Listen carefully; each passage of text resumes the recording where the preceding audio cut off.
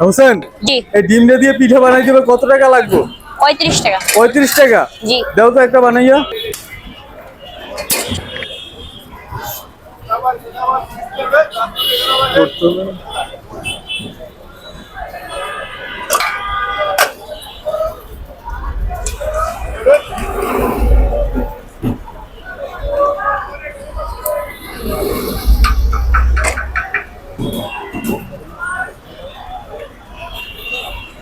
নাই নাই, ফুল পাউডার দিয়ে দেন লবণের মধ্যে।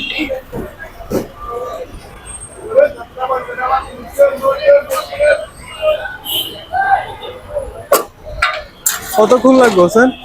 এই তো হয়ে গেছে, প্রায় 1 মিনিট লাগবে।